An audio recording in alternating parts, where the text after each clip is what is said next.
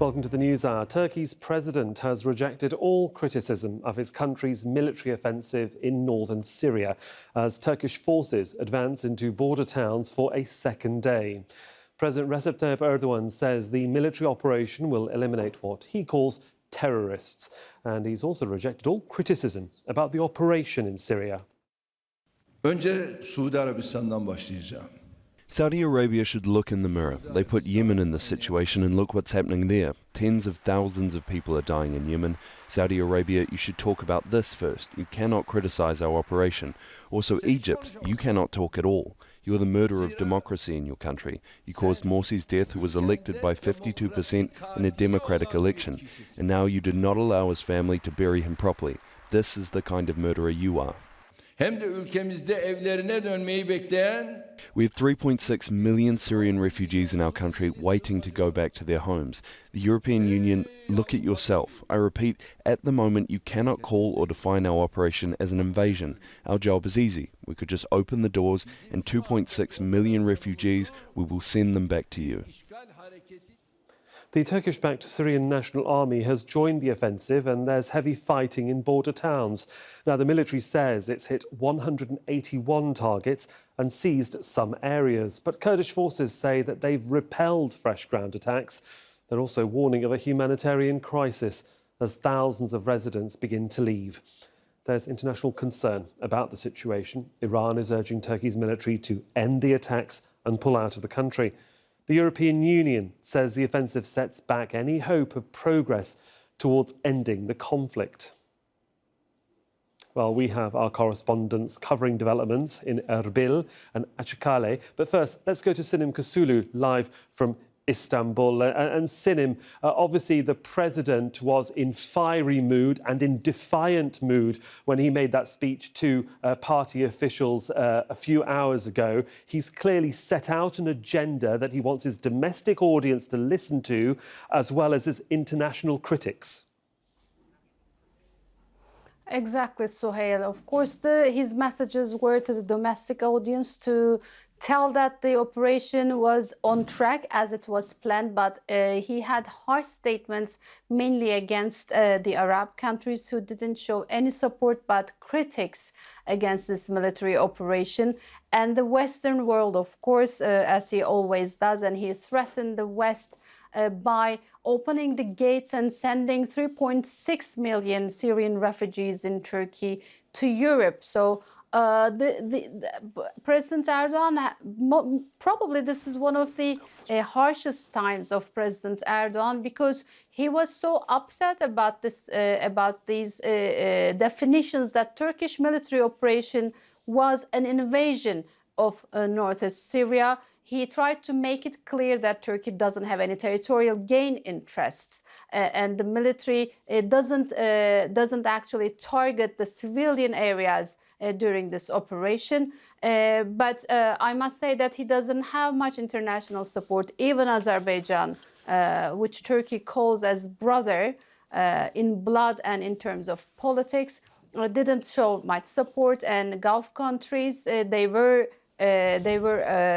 had critics against this operation. The Arab world, Egypt as well, and President Erdogan probably thinks that he needs to explain the content of this military operation more to the Western world, but no one knows for sure how he's going to get the support that he really wishes for. Well, he's certainly making the international political scene raise its eyebrows, voice their concern, as we've just discussed. But what is it like in Turkey? Because not everybody's a great supporter of President Erdogan. Does he have his detractors back at home? And what are they actually saying?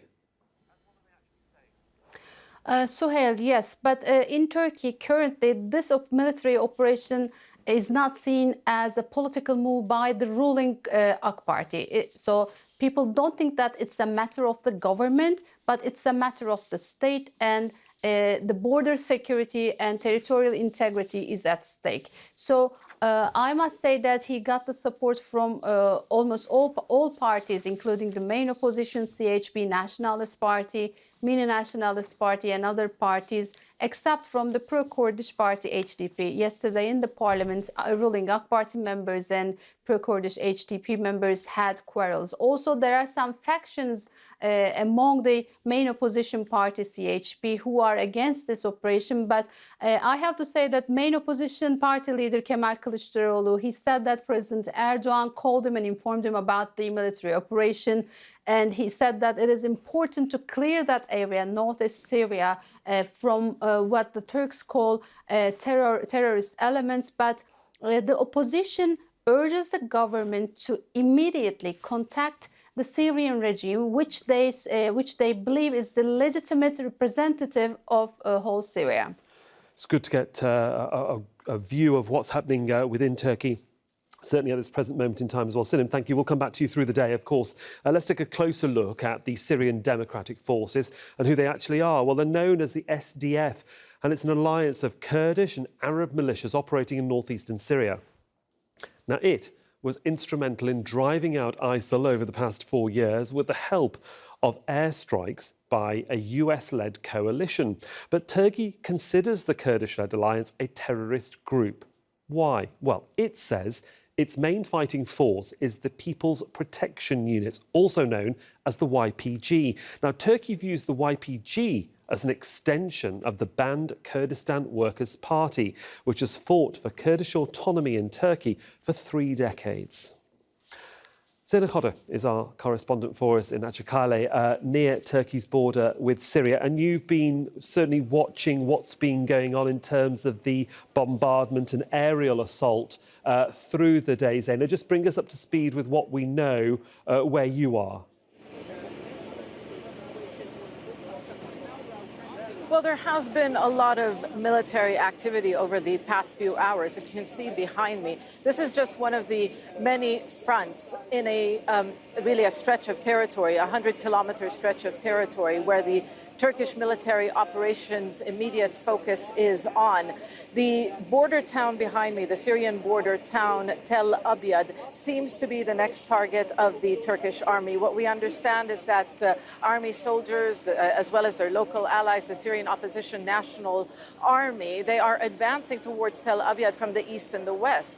So the Turkish army heavily bombarding, the SDF, the SDF, Kurdish-led SDF forces, retaliating. They have launched rockets into this town where we are at Çakkale. 17 Turkish civilians were wounded. This operation is ongoing. The Defense Ministry saying that so far it has been smooth.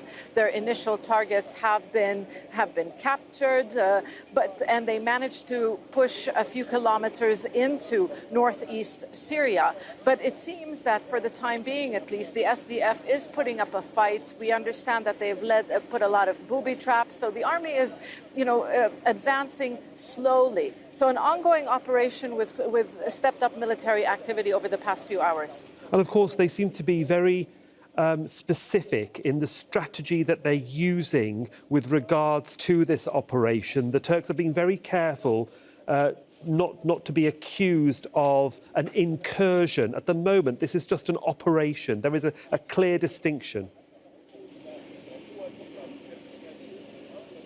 Well, yes, the Turkish government has repeated this time and time again. Our targets are the, quote, militants. We are not going to target civilians. We're not going to target infrastructure.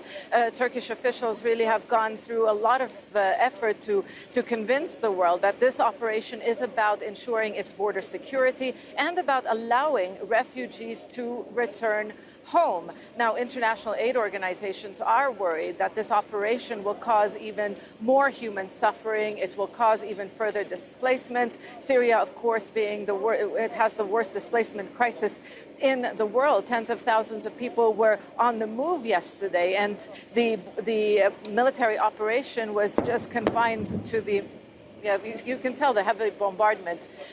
Tel Abyad just behind me. So this operation is continuing. Turkey trying to tell the world that this is not about targeting civilians. This is about our security. For the moment, Zeynep, we will leave it there. But of course, we will continue to monitor events and certainly that bombing that's going on behind you through this news hour. Let's cross over to Bernard Smith, our correspondent in Erbil in Iraq's semi-autonomous Kurdish region in the north. And of course, the Kurds there will be viewing what's going on across the border in northeastern Syria with great concern, Bernard. They will so, and there are some protests, spontaneous protests, just taking place in a couple of parts of Erbil and other parts of Kurdish-administered Iraq in solidarity with what's happening in northeastern Syria. And we've had Masoud Barzani, the president of the Kurdish Democratic Party and once the former president of the Kurdish region of Iraq. He tweeted after the Turkish assault started that, dear President Trump, please know the people of Kurdistan have always pursued their just rights. He said the Peshmerga have defeated ISIS and are an effective part of the coalition against terror. The blood of the Kurds is far more valuable than money and weapons. And of course, one of the concerns here is from one of the warnings being given by the SDF, that in the chaos of the fighting in northeastern Syria, then there is a risk that ISIL prisoners, there's about 2,000 of them in Kurdish detention centres in northeastern Iraq, there's a risk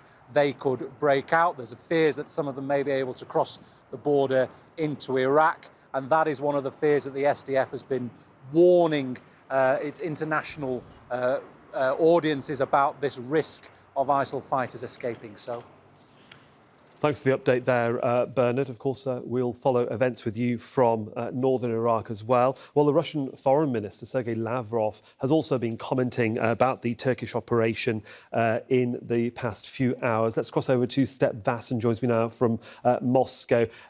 We were waiting for Russia to speak. They did speak, of course, on Wednesday quite late on. But what has Lavrov been saying today?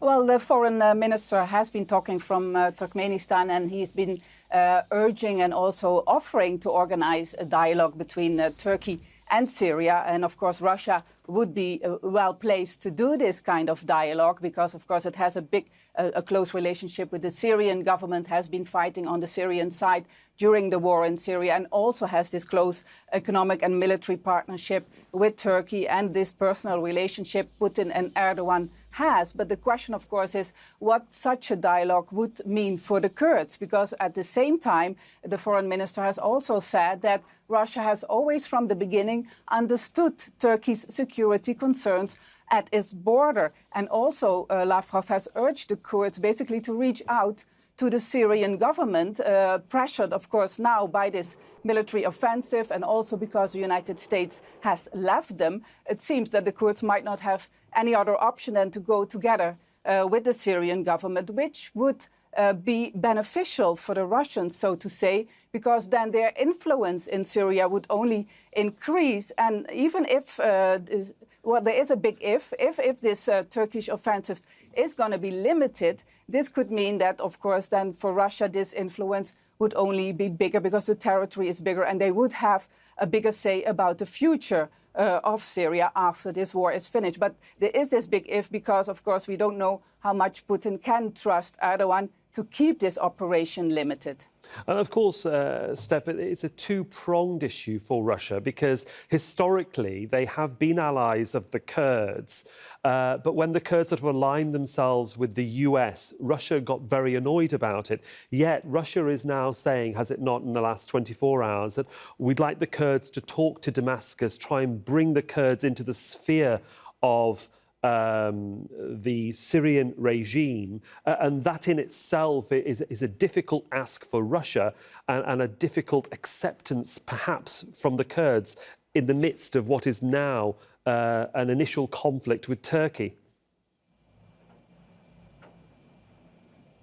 Yeah, and of course it all happens under the pressure of a military operation. And that's why the timing, of course, for the Russians to ask for the Kurds to go together with the Syrian government is very crucial, because maybe the Kurds don't have any other option. And that's exactly what the Russians know. For Russia, it's very important, and that's what they've always been saying, that the territorial integrity of Syria remains intact, as it was before the war. So if the Kurds and the Syrian government would make this bond, which seems to be unlikely, but who knows, then of course the territory Russia is controlling would increase.